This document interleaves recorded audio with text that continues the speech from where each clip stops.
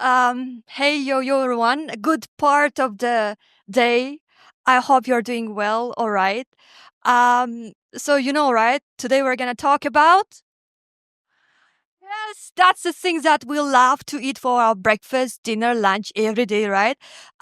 So thank you for coming, first of all. Okay, so question number one popping up here. How long can you survive in this world if just hypothetically imagine that you lose your job, so you lost your job right now, right, and you don't have source of income, and for how long you can live, so your parents are not going to give you money, right, your mom, your lovely dad is not going to give you any kind of money, right, and you don't have any job, for how long you can live? Zero day with the money, yeah, how long you can live with the money you have at home, save it up. Yeah, for yourself only. Zero, okay. Months, okay. Who else? Week, okay, good. Okay, good. So today, I actually asked this question myself as well. 5 years ago, when I was like around 15, 16 years old, and I was like working, and still when I came home and I looked in my wallet, and there was like zero, right? So, and I asked my question myself, why I have been working for so many years and still I don't have enough money to buy something good, right? So that's why we're going to talk about money today, to open up all the myths that you have in your mind and in my mind as well, and to come closer towards being rich and to get more money, okay? So, but before, I just want to have this money, right? You see, right? And this is for real. That's for real. No, this is not for you guys. No, that's for you. So I just want to pick one person. So what's your name? Hi below. If I throw it to you, can you catch? Okay, you sure? It's gonna be money shapalak for you, okay? Good. So that's real money, okay? That's not fair. Please don't take notes on my money, okay? So just keep it. I am starting my speech. You will be just keeping it, looking at it. Don't use it, okay? And when I finish my speech, you will come to me and give my money. I'm not gonna come to you. You find me. If I leave, money is yours. But I'll be waiting here for 2 nights, okay? So you can good. You can sit. You can sit. Okay. Okay, good. Thank you. Money, it's not about materialistic thing. It's about what you have inside. I'm gonna prove you, and I'll show you 3 ways how you can change your attitude towards money. And first thing that you have to know is that, if you give money to the poor person, that poor person will become again poor, like getting millions of dollars, right? He will become poor again. But if you give the rich person who went bankrupt and then $1 million, he will become again rich. Why? Because money, being rich, it's about your inner state. It's about your way of thinking, and that is about your lifestyle. 3 things, and I'll be showing you through the stories, okay? So being rich, repeating again, it's about your way of thinking, it's about your inner state, and that's your lifestyle, okay? So let's go. First one. So principle number one, let's say, right, or way to approach towards the money, right? So one is getting the vibe. You know vibe, right? Getting that sphere, getting that fire inside. You know what? Rich people, they smell rich. Confident people, they smell confident, right? So shy people, they actually smell shy. Anxious people, they smell with anxiety. You can smell them. No, I'm not saying to come to this person and smell like you smell like confident, right? No, I mean they spread that vibe again. They have energy towards other people. That's what I'm trying to say.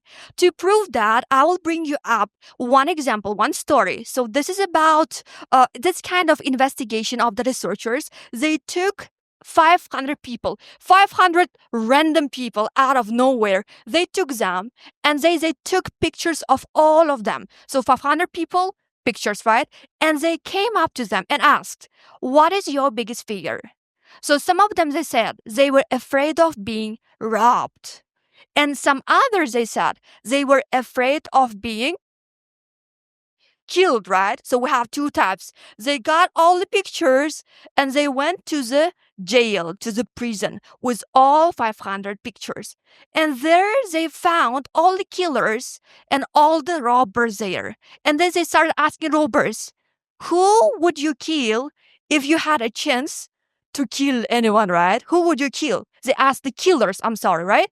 So, and then killers said, I'll pick like these ones, right? And they picked exactly those people who were afraid of being killed. And the next they asked robbers, who would they pick if they had a chance to rob anyone? And they choose exactly the people who were afraid of being robbed. So you see the irony here, right? They are just choosing by the pictures that you have.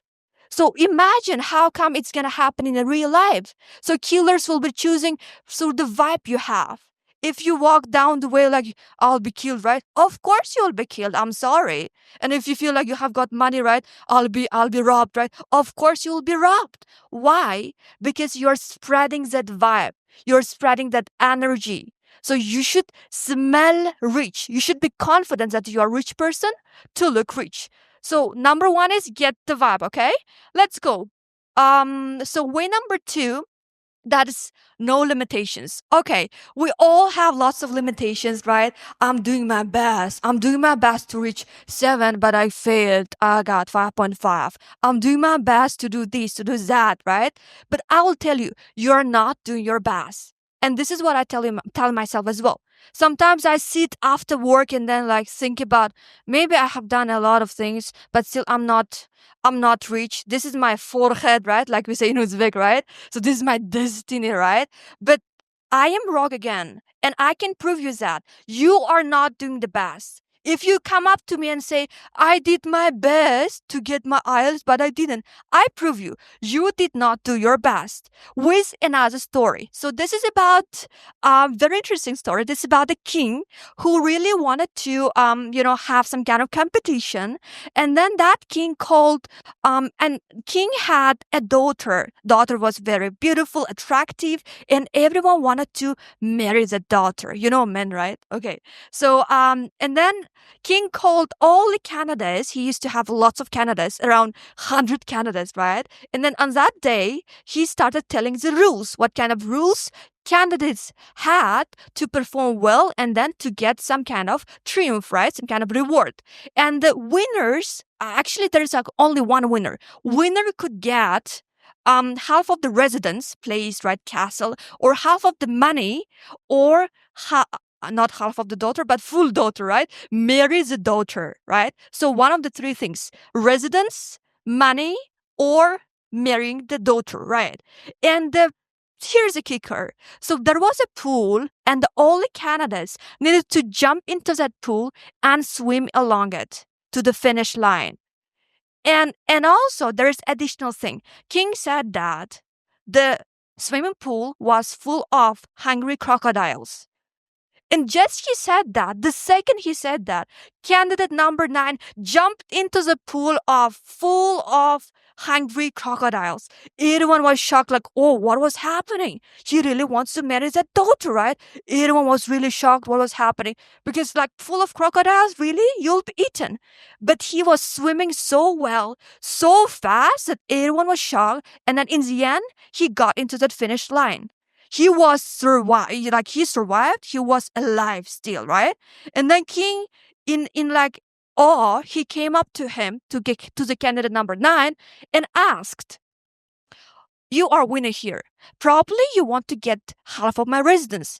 And then he said, no. Oh, probably you want to get my money. And then he said, no again.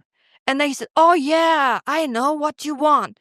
You want to marry my daughter. And then he said, show me the person who pushed me to the pool. You get the logic, right? So if you actually gave him a chance to jump into that pool, you would never do that. I would never do that. But once you are in that pool, in that, like trouble, you will do your best. Trust me. But now you think that you cannot swim well, right? You cannot run well, right? You think that this is your fastest speed that you run in your PE class, right? Let me show you. Let me see how fast you run if you have немецкий овчарка running after you, right? Can you imagine that? So you never know your intellectual and your physical capabilities. Don't limit yourself. So whenever I think that this is my limit, I'm working hard enough. I think this is my like $1,000, $2,000. This is maximum. I sit down and then think, no, this is not my maximum. I have to push hard. I imagine myself. I am the one who is in the pool with the crocodiles. Remember that, right? So what was the first one? Get the vibe. Okay, second one, no limits. Okay, last one. So no fear. I think this is very common for Uzbek people. People are afraid of being rich. Like, if you are rich, you will become bad person. I'm sorry, but money, it's not going to change you. It's only going to show you who really you are. Okay? And do you agree with that? You agree, right? Okay. So what I want to say is that don't be afraid of having lots of money. Don't be afraid of touching more money. This is what I want to say. You know, right? Have it below, right? How do you feel? Oh, really? Look at him like sitting this way, right? You feel rich, right? Okay. Sometimes, like, we are afraid. All of you, I mean, majority here are afraid to touch and to have great amount of money. For example, in the past, when I used to have like $1,000 in my bag, right, I was like waking, shaking somewhere and not talking to someone as if like that person will like knows what I have in my bag and steal it when I'm in the toilet, right? So sometimes we have such kind of things, right? But if your behavior changes to the negative side, if you're afraid of losing that money, you'll not get money. Why? Just imagine that I have $1,000, right? And I ask like one, I want more. But when I go out with $1,000 and I'm afraid, and then God looks at me and then says, if you're afraid with $1,000 of losing $1,000, how can I give you $10,000? You get it, right? You get the logic, right? So don't be afraid of that. Don't be afraid of losing that. But I'm not saying that, oh, I left my iPhone. Okay, good. Miss Zarina told me not to be afraid. Lose my iPhone, lose my phone. No, I don't mean that. You should be careful. But in the case when you lose, in the case when you leave those things, you shouldn't be scared of that. Once you're confident with money, you are good to go. And I'm going to leave you today with experiments that you can try. Are you confident with money? Third one, like no fear. Don't you all have fears? Yes, no. No, no, no. Are you sure? You're saying no because you don't have money? No fear, right? You don't. Okay, good. Good. You're saying all no, right? Let's check it. Today, after this session, you go home, you get all your money, if you have money, of course. You get all your money, not your dad's, not your mom's, all of that. And then you will keep it the next day in your pocket, or if you're a man, or in your bag, if you're a woman. You will keep it for one day and half the usual day. For example, I keep it in my bag. I go to work. I leave my bag in the other room, staff room. I go up to the classroom. I go to the restroom, wherever I go. I go to the cafe. And my money will be there. And if your attitude, if your behavior changes, you become more worried. Or when you are in the subway, you will start touching your bag, right? Or touching your pocket with two hands this way, right? If your behavior changes, then you're not confident with money. But if you have no change in your behavior, then you are confident. Just check it out, okay? Tomorrow, so when you do that, please text me. I just want to really know who's very confident and if you did that. And that's very going to be good for you as well. And that's why I brought money too, okay? So don't be afraid of that. So 3 things: get the vibe, no limitations, and then no fear. Thank you. I am Zarina Nasruddin. Thank you. Text me, okay?